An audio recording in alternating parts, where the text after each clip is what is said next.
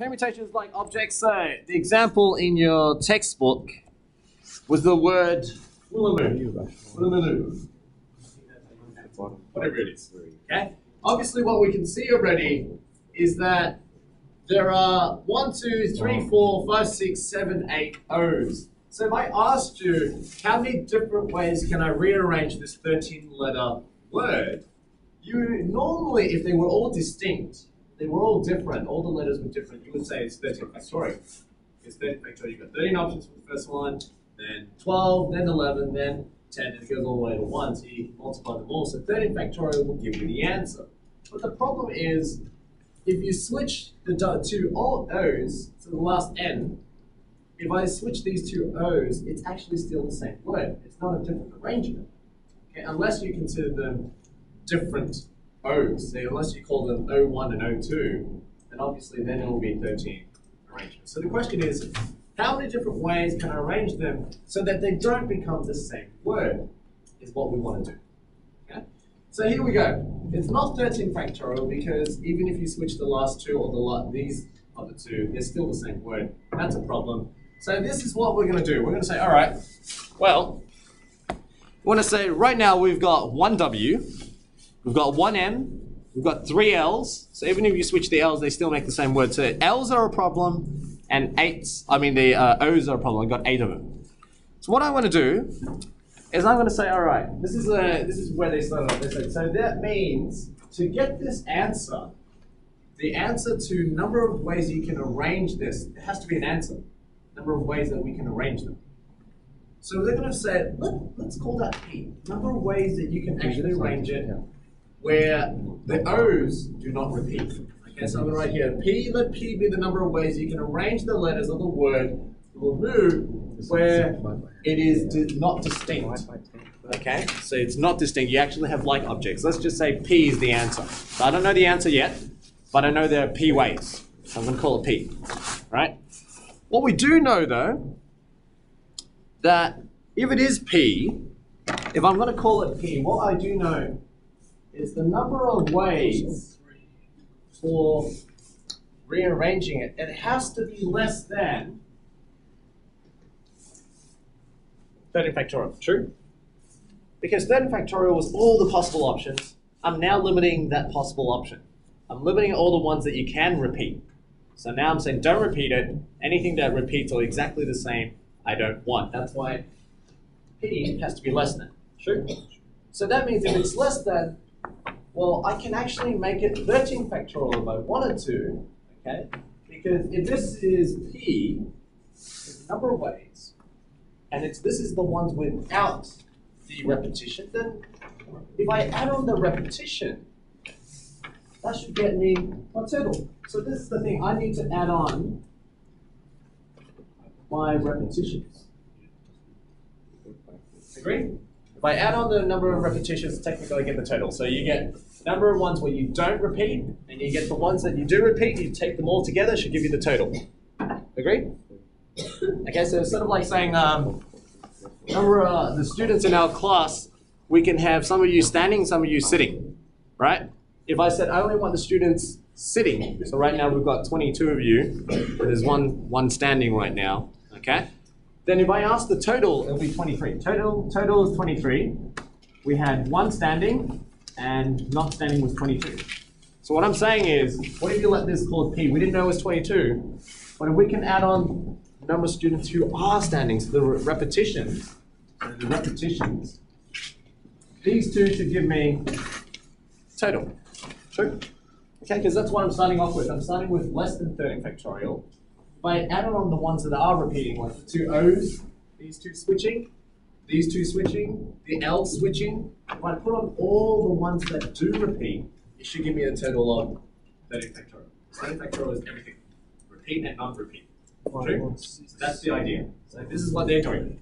In your textbooks, what they said is, they said, since they're distinctive, then what we're going to do is we're going to call it this. We're going to call it this. The total number of ways to arrange 13 objects, that's your total. P is the number of ways when you hypothetically can arrange it when you don't repeat. So the only ones that do repeat, when does it repeat? It's when you switch the O's and when you switch the L's. So how many different ways can you switch the O's? I can switch it 8 factorial. How many different ways can I arrange the L's? I can switch it 3 factorial.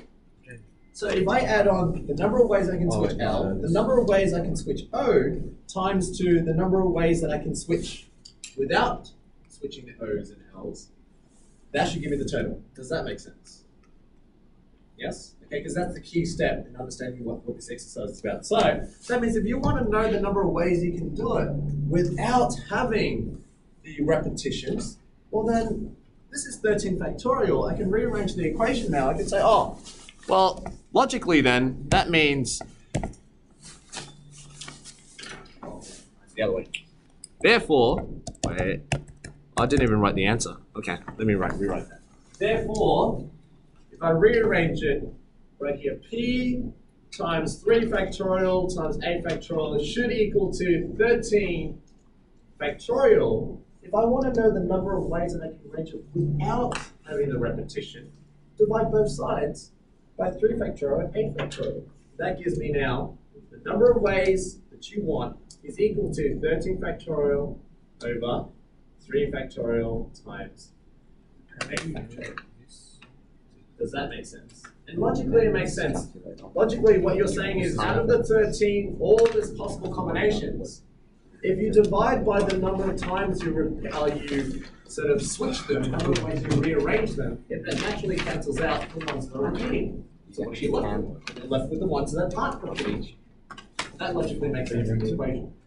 Okay, so that's where the theory is coming from, because they give you a formula. They didn't want you to just memorize the formula. That makes a lot of sense. And this is the total. If you divide by the number of ones that you are switching, it's always when you're switching it, because it's when you switch, it gives you a new combination. So if you divide the ones that are switching, you remove them. You remove them because you take the total and you minus out the ones that are actually repeating, then you're left with the ones that aren't repeating. True? Okay, so another way of thinking about it was I used 3 letters instead. Instead of 13 letters, I used dad. Okay, there's a repetition of D, and what we're saying is normally, if they were distinct, so I called it D1 and D2, if they were distinct, and I said, how many different ways can you arrange the word dad? You would say they're 3 factorial, because you've got 3 objects, and there's 3 by 2 by 1, you'd say it's 3 factorial to change them. So technically, there should be 6. And I've written out in a chart for you, so I said, all right, you can have D1, D2A, D1A, and D2, so I just switch those two there. Or you can have D2 to start off with, and D1A, or AD1. Yeah? Then following on, there's 6. That's in total 6. But what if I don't want 6? You see, I don't want that repetition, because if you look at it, DDA and DDA here are exactly the same thing, unless I distinguish them. If I didn't distinguish them, technically it would be DDA and DDA. There's a repetition there. There's a repetition here, and there's a repetition there. Okay, so the object of what I want to do is remove that repetition. So, what we're saying here is, let's say P is the number of ways that you can arrange without the repetition. So we don't know what the answer is, but we're just saying P is the number of ways that you can rearrange without the repetition. So that means that I can now say P times the number of times I'm going to repeat. Which ones am I going to repeat? I'm only going to repeat these letter D's. Okay, so letter D's, how many times can I switch them? I can only switch them once, twice. Where there's only D1 comes first, and then D2, or D2, then D1. That's what's happening over here. See, D1, D2, then D2, D1. For every one of them, I do that. For every one of them, this one I switch the 2 letters. This one I switch the 2 letters. So, because of that concept, whatever number of ways you have, each one of them is switching twice. That's what that's saying. So if I write it all out together, it just means the number of ways you can do it without repetition. Add on, if you did repeat them, to give you the total of 3 factorial, which is 6 ways. So if you actually divide them now, you can say, well, the number of ways would be 6 ways, and remove the number of ways that you do repeat. So if I remove the number of ways I repeat, I'm removing this. See, that's my one way, and it's like, instead of repeating that, I don't get that. See, if I don't switch the two letters, I wouldn't get D, D, A again. If I got this answer, and I don't switch the D1 and D2, I wouldn't get that answer. And if I got that answer, and I didn't switch the two letters, then I wouldn't get that answer. And that makes sense. You're taking your 6 options, and you're dividing the ones that you do repeat. That's why it gets the number. You're left with 3. That makes sense. 6 divided by 2 factorial is 3 ways. And the only 3 ways you can get is this. DAD, ADD, and EDA. Exactly what I just said. Does that make sense? Okay, that's where the formula is coming from. Okay, so don't memorize the formulas. They all make sense. That's the formula there. And I could have given it to you, just said, there you go. If you got n factorial divided by the number of times that they repeat.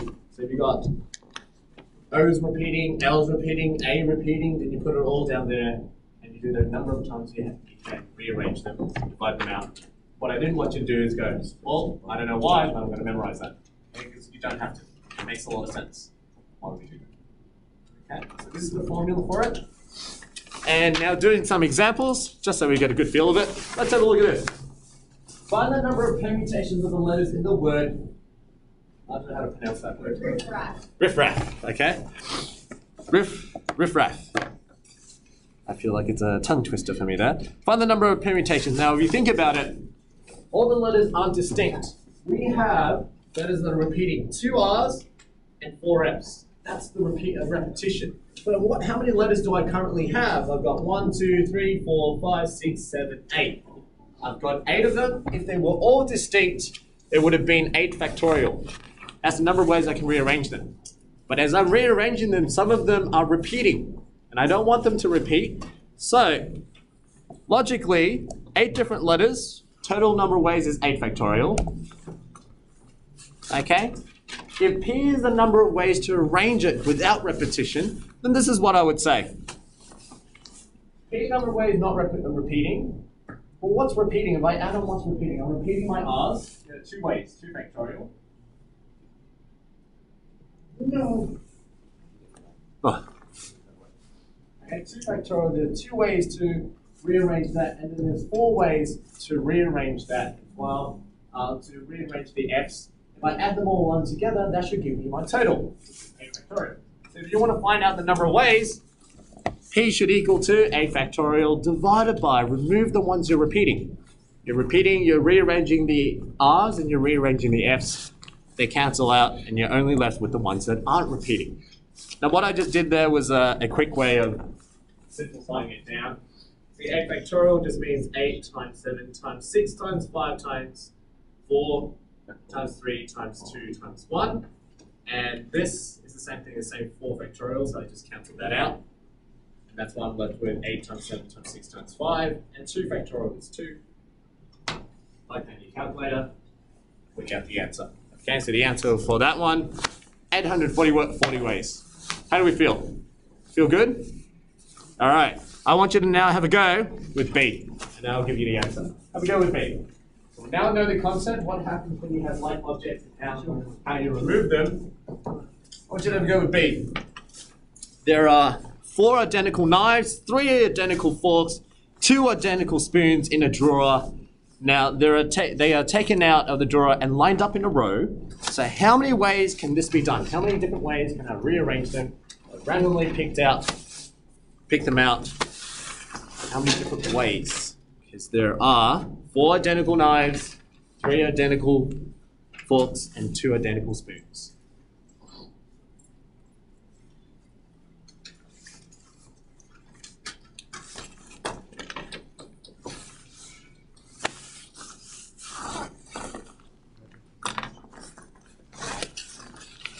Oh, it's getting hot again.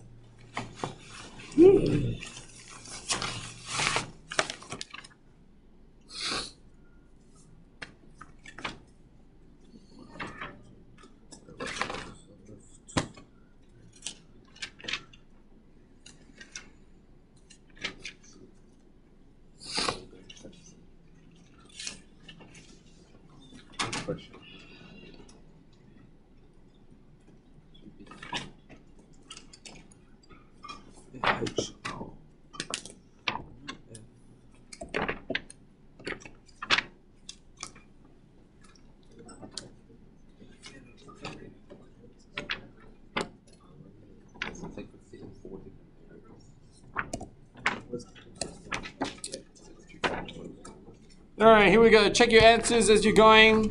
4 plus 3 plus 2 gives you a total number of objects. I've got 9 objects. So total number of ways should have been 9 factorial, but they are identical. So even when I change them, there's repetition. So we're doing the same technique. Number of ways where you can do it without. If you add on with the ones that are repeating, 4 factorial for the knives, 3 factorial for the forks, and 2 factorial for the spoons. Divide them all, and you should get P equals 12,060 or 1,060, 1,260 ways to arrange non-distinct. Okay, hands up if you got that correct. Excellent, very good, we've learned something. Okay, try this one then. Same concept, think about it exactly the way I described it, and then you're ready. Okay, so have a go with this one. The grid shown consists of unit squares. By traveling only right after right, and only down or down along the grid lines, how many paths are there from point A to point B? Same concept, just written differently or visually differently. Same concept. And then you're ready to work on the questions.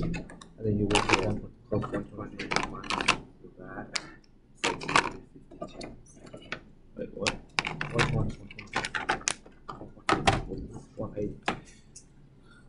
Dylan is here. Sorry. Yeah, but you have to Just gonna quickly.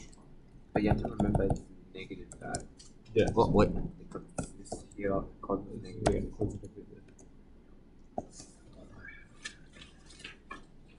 So pretty sure the only thing down is solving. So